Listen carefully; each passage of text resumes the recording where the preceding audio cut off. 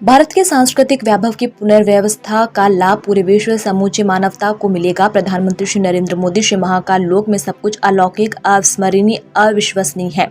शिवराज और उनकी सरकार का हृदय से अभिनंदन। प्रलय के प्रहार से मुक्त है।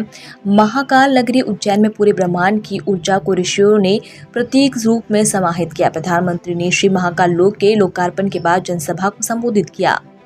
प्रधानमंत्री श्री नरेंद्र मोदी ने कहा कि भारत के सांस्कृतिक वैभव की पुनर्स्थापना का लाभ न केवल भारत को अपितु पूरे विश्व और समूची मानवता को मिलेगा। उज्जैन में श्री महाकाल लोक की स्थापना इसी कड़ी की है।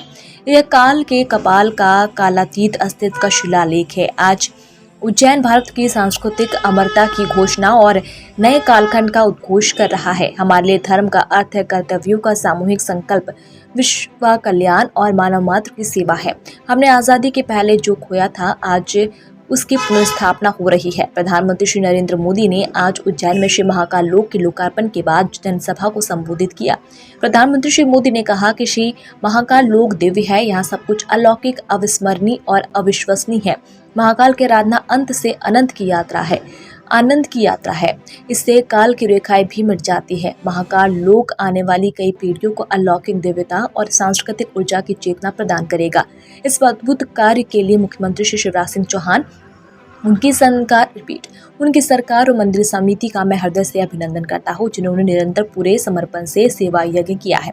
प्रधानमंत्री श्री मोदी ने कहा कि भगवान महाकाल की नगरी उज्जैन वह नगरी है जो प्रलय के प्रहार से भी मुक्त है।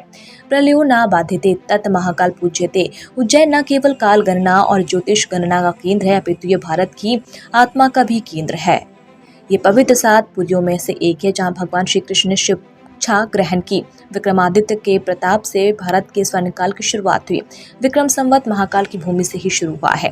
प्रधानमंत्री ने ये भी कहा कि उज्जैन के शन के इतिहास, कण कण में आध्यात्म और कोने कोने में ईश्वरी ऊर्जा है।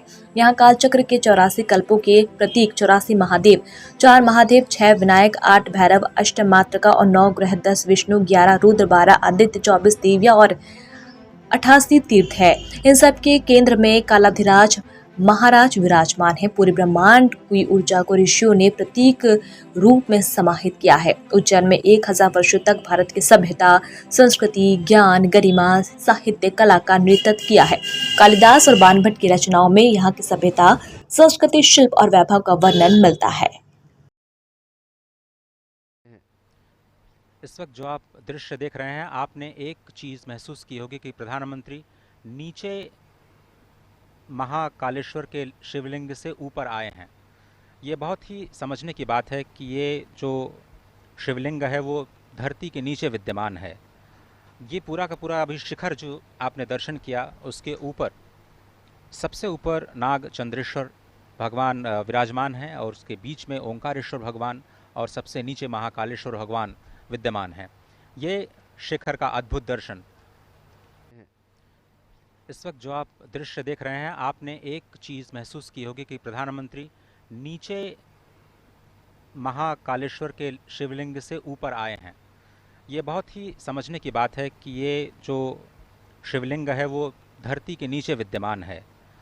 ये पूरा का पूरा अभी शिखर जो आपने दर्शन किया, उसके ऊपर सबसे ऊपर नाग चंद्रेश्वर भगवान विराजमान हैं और उसके बीच में ओंकारेश्वर भगवान और सबसे नीचे महाकालेश्वर भगवान विद्यमान हैं। ये शिखर का अद्भुत दर्शन